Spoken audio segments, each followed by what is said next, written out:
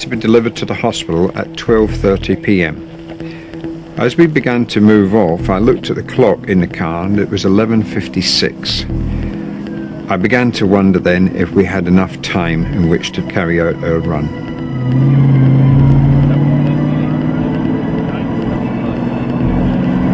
And time was indeed a crucial factor in the journey. If you look at the top right-hand corner of the screen, you'll see a clock showing the actual time ticking by. And on the left we've added a countdown clock, showing how many minutes are remaining. Throughout the programme, this map will show you the patrol car's progress on its chosen route to get the liver to the hospital in the quickest time possible.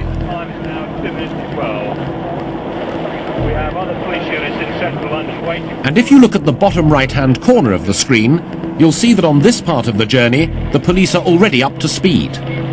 From this section on the M11 motorway, they have 27 miles to cover in just 33 minutes.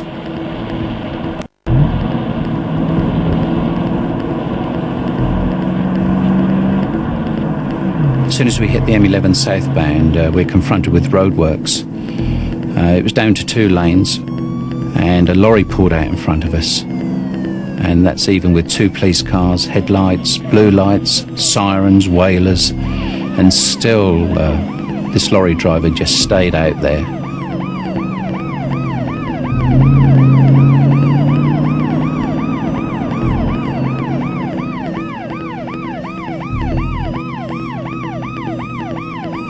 I presume he didn't realise what was going on. And of course that caused a little bit of frustration because we had to average about 60 miles an hour from start to finish. And this should have been relatively the easy part of it, where we could actually gain on time. I didn't realise until this run took place that organs can last for X number of minutes depending on what that organ is. And I think a liver, I was told, could last for about 12 hours.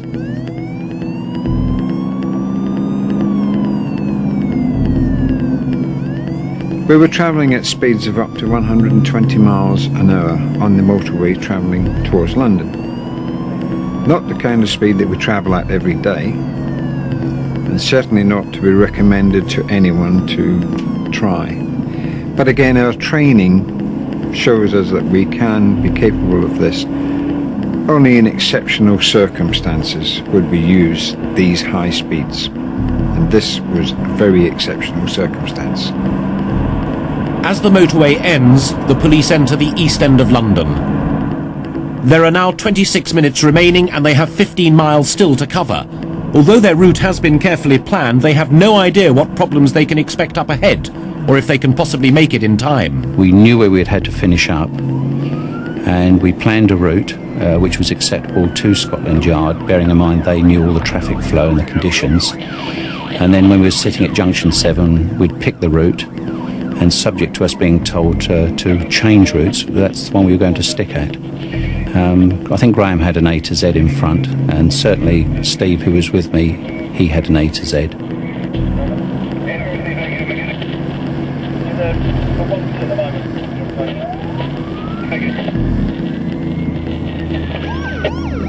And then we came up to the first set of traffic lights, and that's where the first bit of congestion caught us. We wormed our way through there, but that was coming down to about 2 miles an hour, I think you'll see.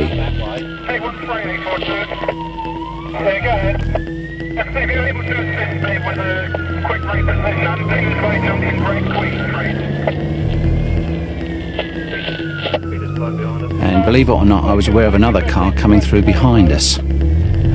He obviously saw the gap, and when we went to Blakehall Road, there was a police officer there who took us over on the red light. And that's obviously what stopped the vehicle behind us. But I just thought to myself, you know, the cheek of it.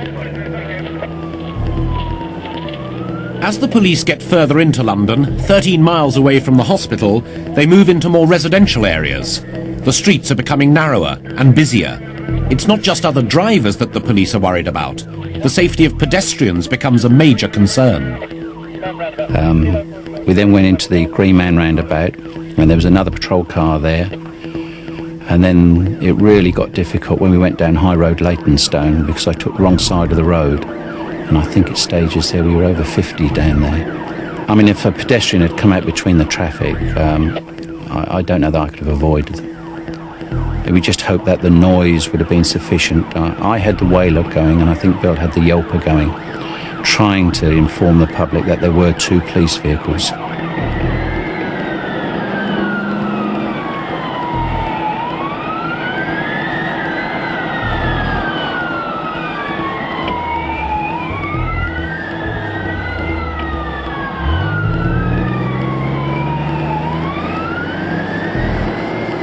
I wasn't particularly concerned about the liver because I genuinely thought it would be packed in ice or even in another container, and that the call box was just a means of transportation. What I didn't know was Graham was leaning over into the back seat holding the lid down during the whole of the journey. So that came as a bit of a shock. There must have been a bit of a strain for him because he also had to give a radio commentary as well. I was quite fearful that had I taken my hand off the lid, we might have had the contents of the box all over the back of the car. That would have rather brought the escort to an abrupt halt. Another one lets you know there's 2 about.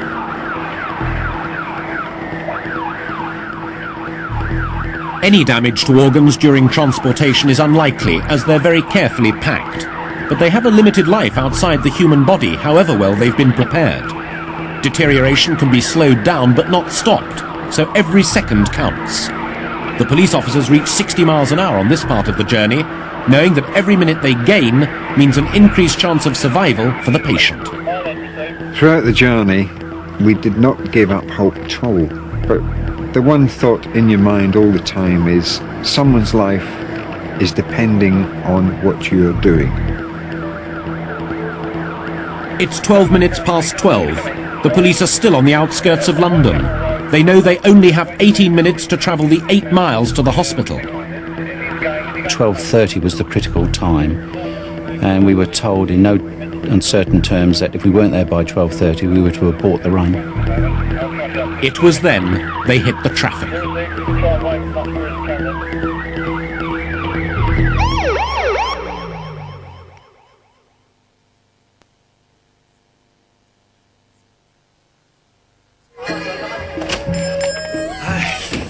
English?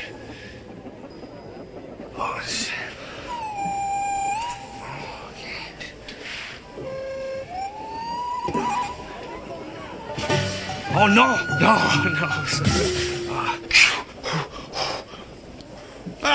Coca-Cola. Yes, Coca-Cola.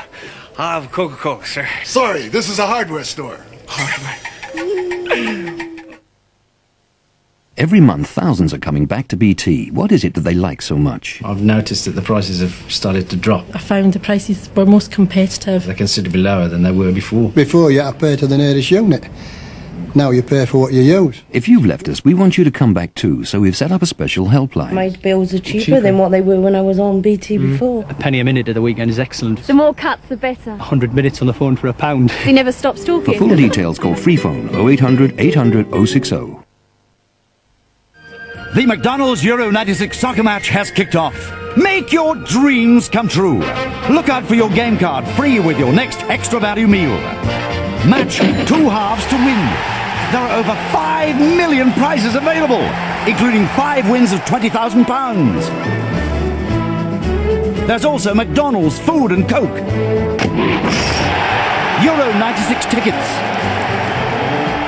10 Vauxhall Astra Premiers. And Coca-Cola backpacks.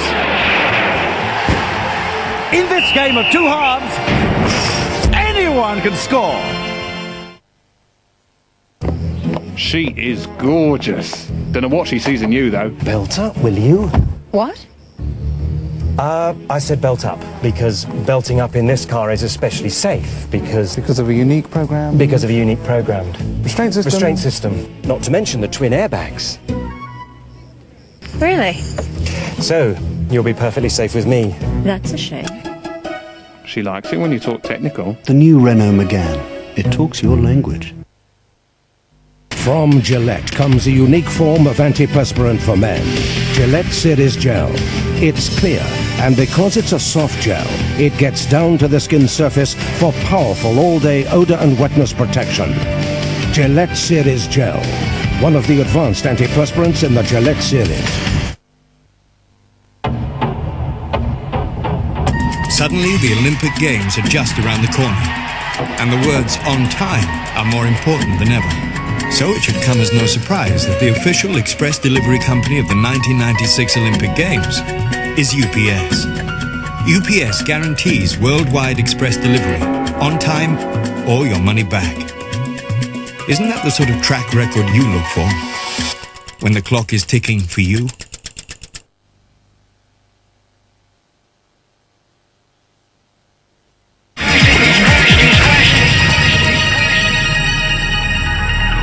Heavy traffic and a ticking clock still stand between the police and the hospital. They have 17 minutes to travel 8 miles. It was a Friday and lunchtime. We had to travel through the east end of London, the city, the west end of London to reach the hospital. To think you've got to go through London round about rush hour time or dinner time didn't exactly appeal to me, but there was no other way around it. So I knew there was plenty of help in front of us. I knew we had the majority of junctions covered because the new command complex at Scotland Yard had just opened up, and really I think this was a good test for it. Because the route was planned, or we had already planned it with Scotland Yard, they were able to notify local stations and other traffic units that we needed assistance through traffic light junctions, various other junctions throughout the route, roundabouts and so on. Fortunately, they were able to be there. We had a great deal of assistance. The organisation worked, and a number of the junctions were manned so that at least we could have a clear run through. And I think if you look at the entire run, something like about 51 police officers took part in that. The radio operator in the police car was in constant contact with Scotland Yard to inform them of their whereabouts and the traffic conditions. These updates are vital if the drivers want assistance on the way, and with 7 miles to travel in 16 minutes, they need all the help they can get. But will it be enough?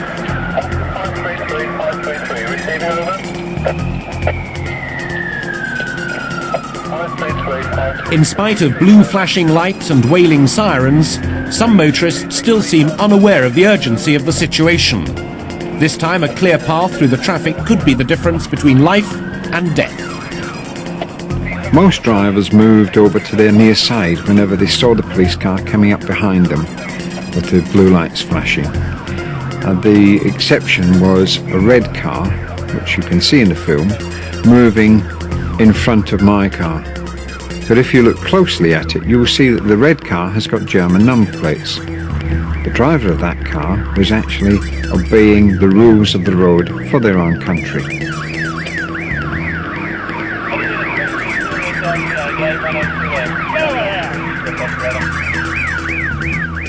Just 15 minutes before they're due at the hospital, and with 6 miles still to go, the patrol cars are joined by 2 solo police motorcyclists to try and help them get through the crowded city.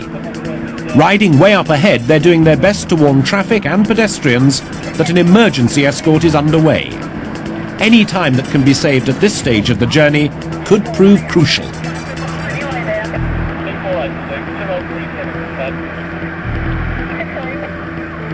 We knew nothing at all about the recipient of the liver. We didn't know who the person was, male, female, adult or child. But you still have a responsibility to try and get the organ to the hospital as quickly as you can, because someone's life depends on it. And that is the motivation behind you, as it were.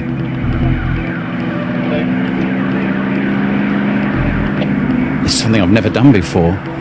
It's the first for me, and it's not something that I relish, because obviously you know that somebody is critical in a hospital, and someone will of course have died, so there's no pleasure in it. The patient had in fact already undergone 1 transplant operation, but her body was chronically rejecting the new liver. This second replacement liver was vital for her survival. Before the donor organ left the Hull hospital, a medical team had already assessed its suitability, and the operation was started on the assumption it would arrive on time. Without a new liver, there was no chance of survival.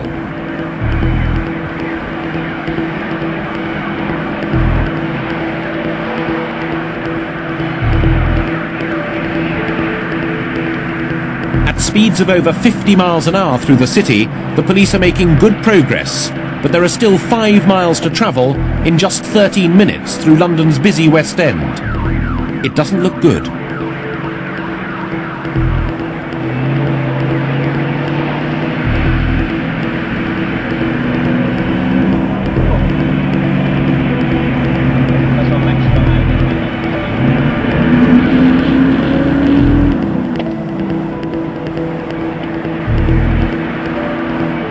As we drove along the embankment, we were told over the radio by our control room that they had been in touch with the hospital and told them to expect us in 10 minutes.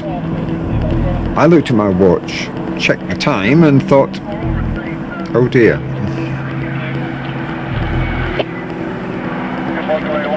The hospital are relying on the officers to arrive within an allotted time. The police have to tread a fine line between safety and speed, but they now know more than ever that someone's life is depending on them, and they may not make it in time. When we were going along the embankment, we got called up to say that the hospital had obviously asked where we were, and an ETA of 10 minutes had been given. And I think Steve said to me, he said they'll have started the operation now. He said, because when we get there, I think it's just a straight transplant in. And I was aware in my own mind that if we didn't get there, the person would die.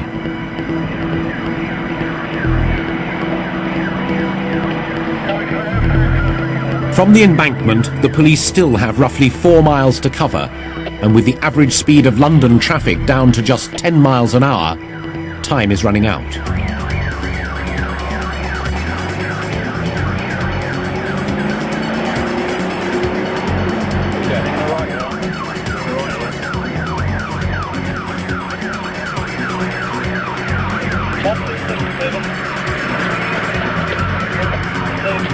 They're going to send you the wrong side of the Mall, driver. On the opposite side of the Reading Station, driver. From Northumberland Avenue, the patrol cars drive toward Trafalgar Square, where the police have cleared a route through to the Mall. This is the very heart of London, and filled with tourists. But these drivers have no time to admire the sights.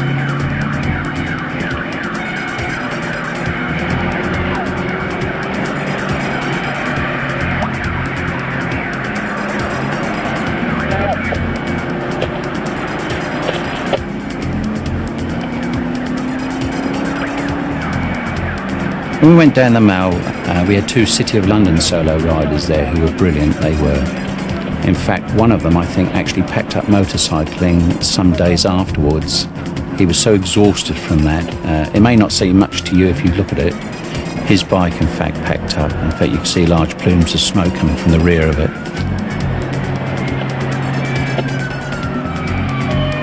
And when we got to the wedding cake, we actually went off to the right. Unbeknown to me, it had been kept clear for us. It came as a bit of a surprise to me. Just past Buckingham Palace, the police still face the daunting task of travelling 3 miles through the busy streets of Kensington before they can even think of reaching the hospital. And then when we went up through Constitution Hill, we came up to Hyde Park Corner, and Steve said to me, he didn't actually go straight over here, and lo and behold, we did go straight over. So again, that saved valuable time.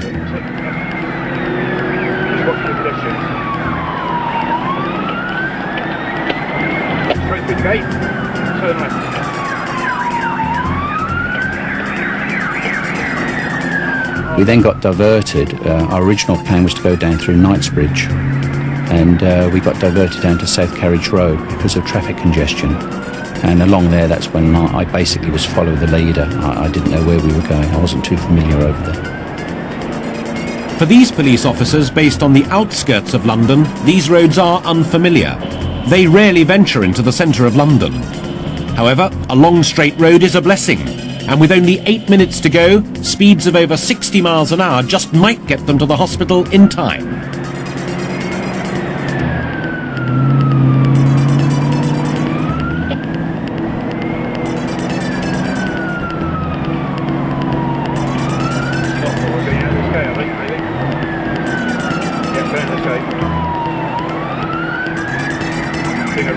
Yeah.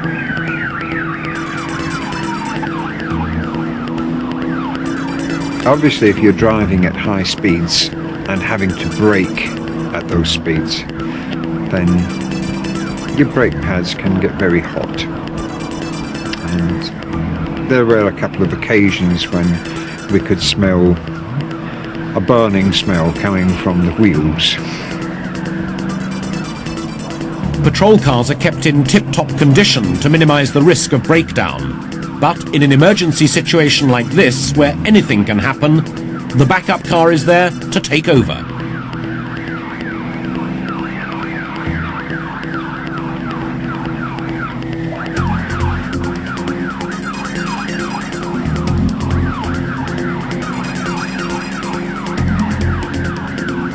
As we turned into the Cromwell Road and the final approach to the hospital, we were very much on our own, especially when crossing over the junctions. It was very much a case of try and make as much progress as we could without inconveniencing other road users. But of course, again, trying to go against the clock.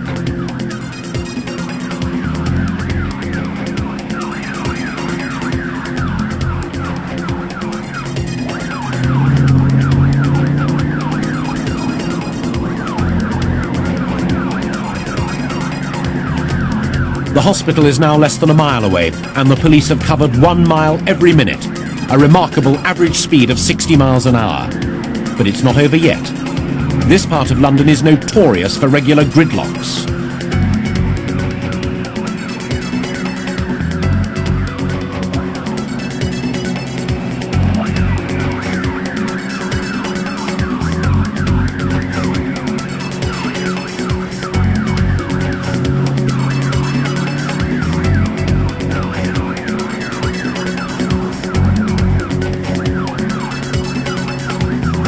Although they're nearly there, there's one more problem to overcome.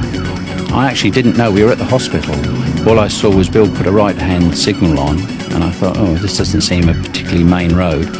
And then when we turned into, I don't know the name of the road, but alongside the hospital, because of traffic congestion, somebody sat there blocking the entrance to the hospital. And I think out of all of it, I think if I was going to say the wrong words, it would have been then to that motorist.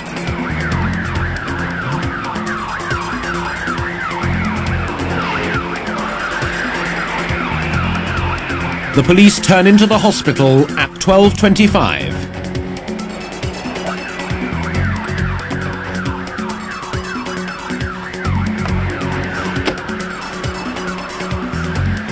I looked at the time and realised that we'd made it with just 5 minutes to spare. I really felt chuffed. I knew we'd done our bit, and now it was down to the surgeon and the hospital staff. And it was all worthwhile. The patient survived. Alisa Halil has now completely recovered from her operation.